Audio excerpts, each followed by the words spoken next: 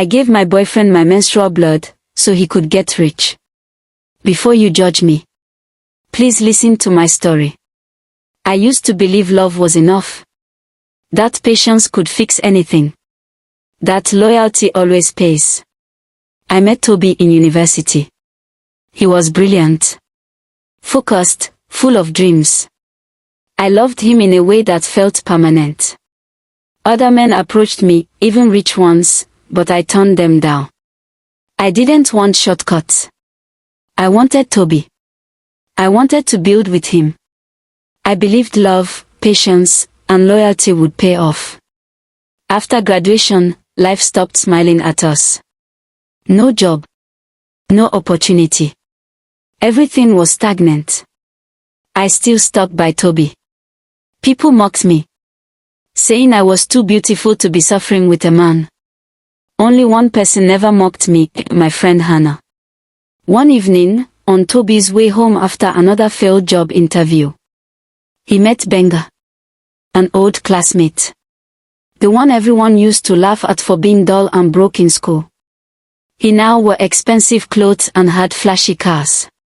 Gbenga told him something that should have scared us. He said, "There's a native doctor. He can make you rich." Desperate people don't debate morality. Tobi went to see the native doctor. The native doctor told him the price to get rich was a woman's menstrual blood. That night, Tobi came home and told me everything. I think he expected fear, refusal, questions. I gave him none of that. We have been dating for 8 years. I was tired. Tired of waiting.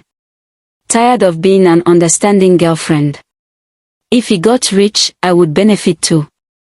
That was enough. I didn't believe in curses. I didn't believe stories about destiny being stolen. I believed in survival. I handed him my blood-stained underwear. 3 weeks later, our lives exploded into light. Money started flowing.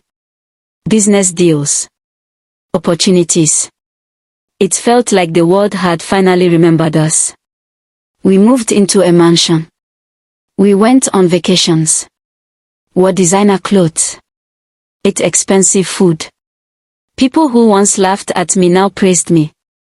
Only Hannah was quiet. She asked questions I didn't want to hear. How did it happen so fast? What exactly does Tobi do? I chose anger over truth. I accused her of jealousy and pushed her away. I thought God had finally remembered us. I was wrong. 6 months later, my body began to punish me. My period didn't stop. Day after day. Night after night. Then the smell started. I couldn't smell it. But everyone else could. Tobi complained. "Your smell is terrible." I was confused. I bathed twice a day, took antibiotics and probiotics. I went to the hospital. The test came back clean. "There's nothing medically wrong," the doctor said. But the smell grew worse. Blood left my body every day. Tobi stopped touching me. Stopped looking at me. One night, he packed my bags and told me to leave. I cried. I begged. He pushed me out and locked the gate. My friends shut their doors in my face. The same friends who once enjoyed my money. Strangers covered their noses. I had nowhere to go. Until I knocked on Hannah's door. The smell forced her to open the windows. She cleaned me, gave me a pad, and let me rest. Then I told her everything, the ritual, the blood, the native doctor. She looked at me and said, "This is not physical. This is spiritual." She told me to go home and tell my mother. I refused. Shame is heavy. But I had no choice. On the bus ride, people complained about the smell. I stared out the window and cried silently, stopping to change my pad at every stop. We went to my mother. I stood in front of her shaking. She came out smiling. Until she smelled it. Her smile disappeared. She staggered back. I dropped to my knees. and I told her everything. She cried. Not anger but of pain. The kind that shakes your bones. Hannah and my mother went to Tobi. He already knew why they came. He didn't apologize. He didn't explain. He laughed and said, I didn't force her. She made her choice, she should deal with it.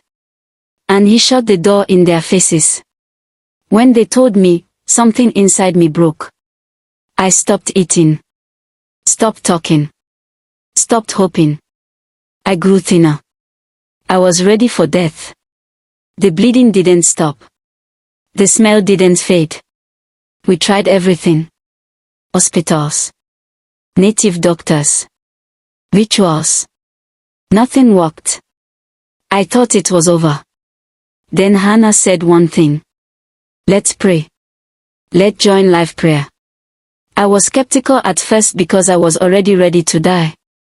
But I decided to give it a go. I had nothing left to lose.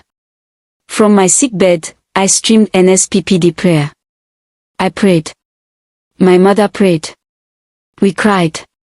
We fasted. We begged God for my life. Days passed. Nothing. Weeks passed. Then, something changed. The bleeding slowed. The smell reduced. My skin began to look like mine again. I could stand. I could breathe. I could live. Not all at once. Slowly. Painfully. But truly. One night, I looked at myself in the mirror. And I barely recognized the girl who once traded her destiny for wealth. I cut my hair. I started again. I rebuilt my makeup business from scratch. As for Tobi, his money disappeared. His friends vanished. His peace left. He started hearing voices. Seeing things. He was left alone. With a life built on blood. I never went back. I never chased revenge. I chose peace. I chose myself. And I learned the truth too late, but not too late. No love is worth your soul. No money is worth your destiny. And no shortcut is free. Someone always pays.